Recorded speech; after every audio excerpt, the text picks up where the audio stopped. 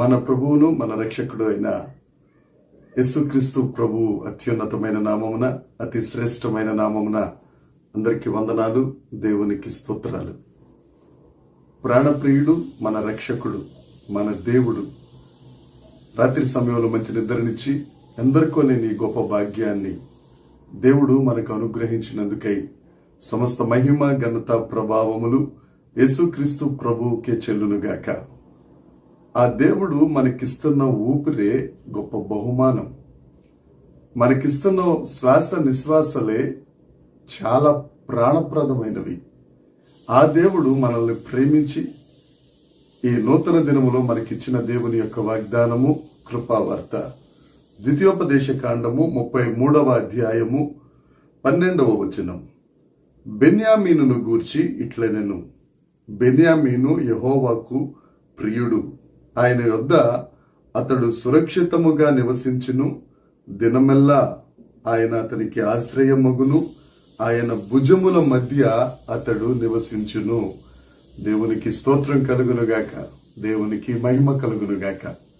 ప్రభువునందు అత్యంత ప్రాణప్రియమైన దైవ జనాంగమా, ఈ నూతన దినములో దేవుడు మనకు అనుగ్రహించిన గొప్ప వాగ్దానం, ఆయన భుజముల మధ్యన మనల్ని నివసింపచేసే గొప్ప దేవుడు మన దేవుడు. దేవునికి స్తోత్రం.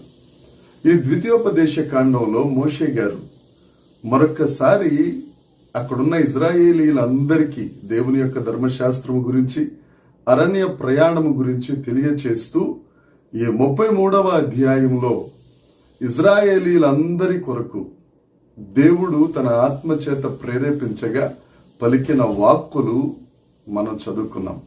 ఈ 33వ అధ్యాయంలో మోషే గారు రూబేనును, యూదాను, లేవీని ఆశీర్వదిస్తూ అలాగే బెన్యామీనును గురించి కూడా ఆశీర్వచనాలు పలికారు. మోషే దైవజనుడు, మోషే ప్రవక్త, మోషే దేవుని ఆత్మచేత నడిపించబడేవాడు. ఆ మోషే దేవుని నామమున పలికిన ఆశ్చర్యకరమైన, ఆశీర్వాదకరమైన వచనాలు ఈ 33వ అధ్యాయంలో ఉంటాయి. బెన్యామీనును గూర్చి మోషే చెబుతూ యెహోవాకు ప్రియుడు, దేవునికి స్తోత్రం. అయితే యాకోబు 12 మంది కుమారులలో ఈ బెన్యామీను రాహేలు గారికి పుట్టిన కుమారుడు. ఆదికాండం 49వ అధ్యాయంలో యాకోబు వారందరి గురించి మాట్లాడుతూ చీల్చడి తోడేలు అని బెన్యామీనుని అంటాడు. అయితే మోషే గారి దగ్గరికి వచ్చేసరికి ఆ చీల్చే తోడేలు యెహోవాకు ప్రియుడైపోయాడు. నా ప్రియ సహోదరి, సహోదరుడా, ఒకవేళ నువ్వు ఎక్కడైతే జారిపోయావో, ఎక్కడైతే విరిగిపోయావో, ఎక్కడైతే నలిగిపోయావో, ఎక్కడైతే తోడేలుగా మారిపోయావో, నువ్వు దేవుని వైపు చూస్తే ఆ దేవునికి నువ్వు ప్రియుడివైపోతావు. బెన్యామీను అనగా కుడి చేతి పుత్రుడు, దేవుని దక్షిణ హస్తంతో పట్టుకునే ఆ కుడి చేతి పుత్రుడు బెన్యామీను. దేవుని వైపు చూడగానే యెహోవాకు ప్రియమైన వాడిగా అయిపోయాడు. అదే దేవుడు నీతో మాట్లాడుతున్నాడు ఇది నాన్న. మన దేవుడు మార్పు లేని దేవుడు, ఆయన ప్రేమకు మార్పు లేదు. నిన్ను కూడా ఆయనకు ప్రియమైన వానిగా ఆయన చేసుకొనగలడు. అలాగే అతడు సురక్షితముగా నివసించును, ఆయన యొద్ద సురక్షితముగా నివసిస్తాడు. ఎవరైతే యెహోవా యందు నమ్మకం ఉంచుతారో వారు సురక్షితముగా ఉంటారు. నువ్వు యెహోవాను, యేసుక్రీస్తు ప్రభువుని నమ్ముకుంటే దేవుడు నిన్ను సురక్షితంగా నివసింపచేస్తాడు, నిన్ను ప్రియంగా చూసుకుంటాడు. అంతేకాదు ఆయన అతనికి ఆశ్రయమగును, ఆయన భుజముల మధ్యన నివసించును. భుజముల మధ్యన మూలవాక్యంలో ఉంటుంది, భుజముల మీద. నిన్ను దేవునికి ప్రియంగా చేసుకుని నువ్వు ఆయన యందు నమ్మకం ఉంచిన ఎడల నిన్ను సురక్షితంగా ఉంచి నీకు ఆశ్రయముగా, ఎందుకంటే యెహోవా నామము బలమైన దుర్గం, నీతిమంతులు అందులోనికి వెళ్ళి సురక్షితంగా ఉంటారు. ఆయన మీద మనం ఆధారపడినట్లయితే, ఆయన ఆశ్రయంగా చేసుకున్నట్లయితే ఏ తెగులు అక్కడ నిన్ను ముట్టదు, ఏ శత్రువు అక్కడ ముట్టడు. అంతేకాదు భుజముల మధ్యన అంటే భుజముల మీద ఆయన నువ్వు నివసిస్తావు. భుజముల మీద అంటే నిన్ను భరించుచున్నవాడు తండ్రి అయిన దేవుడు. నీ భారమును భరించుచున్నవాడు, నీ ఇబ్బందులను, నీ రోగములను, నీ రకరకాల పరిస్థితులన్నిటినీ భరించేవాడు ఆయన.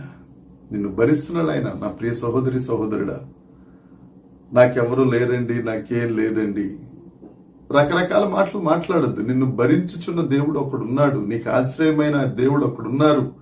ఆయన నిన్ను సురక్షితంగా ఉంచుతారు. నువ్వు ఆయనకు ప్రియుడవు. నీ కొరకు ఆయన ప్రాణం పెట్టాడు. ఆయన ఆఖరి రక్తపు బొట్టు వరకు నీ కొరకు రక్తం చెందించిన దేవుడు ఆయన. ఆ దేవుణ్ణి నమ్ముకున్నట్టయితే నువ్వు సురక్షితంగా ఉంటావు, నిన్ను ఆయన ఆశ్రయంగా ఉంటారు. అంతేకాదు, ఆయన భుజముల మీద ముదిమి వచ్చు వరకు నీ తల వెంట్రుకలు నెరసిపోయినా గాని ఆయన భుజముల మీద నిన్ను మోసే దేవుడు అండి. దేవునికి స్తోత్రం. ఎవరు మోస్తారు నిన్ను? ఎవరు మోస్తారు? నీకేదన్నా రోగం అది కొద్దిగా దీర్ఘకాలం ఉంది అని అంటే నిన్ను పక్కన పెట్టే జనాంగమే మనం చూస్తాం. కానీ నీ ముదిమిలో కూడా, నీ ముసలితనంలో కూడా నిన్ను ఎత్తుకునే దేవుడు, నిన్ను హత్తుకునే దేవుడు ఒక ఆయన ఉన్నారు. ఆయన యేసుక్రీస్తు ప్రభు. దేని కొరకు చింతిస్తున్నావు? దేని కొరకు బాధపడుతున్నావు? దేని కొరకు నిస్సత్తువుగా ఉన్నావు? దేవుని బట్టి ధైర్యం తెచ్చుకో. చీల్చెడి తోడేలను యెహోవాకు ప్రియంగా చేసిన దేవుడు తప్పక నిన్ను కూడా ఆయనకు ప్రియంగా చేయబోతున్నారు. స్తోత్రం చెల్లించు. ఈ వాగ్దానాన్ని బట్టి ధైర్యం తెచ్చుకో. దేవుడు నీకు తోడుగా ఉండును గాక. ప్రార్థన చేసుకుందాం. పరలోకమందున్న మా తండ్రి, పరిశుద్ధుడా, కృప కలిగిన వాడా, నువ్వెంత గొప్పవాడవో, నీ ప్రేమ ఎంత గొప్పదయ్యా. మా ఎడల మీరు చేసిన త్యాగం మరింత గొప్పది దేవా. ఎన్నిక లేని మమ్మలను ఎన్నిక చేసి నీకు ప్రియంగా చేసుకున్నాం. మీరు మాకు ఆశ్రయముగా ఉండి మమ్మల్ని సురక్షితముగా బ్రతుకున్నట్లు చేస్తున్నారు తండ్రి. అంతేకాదు, మా భారము భరిస్తూ నీ భుజముల మీద మోస్తూ మమ్మలను విజయోత్సాహముతో ఊరేగించుచున్నవాడా, నీకు స్తోత్రం.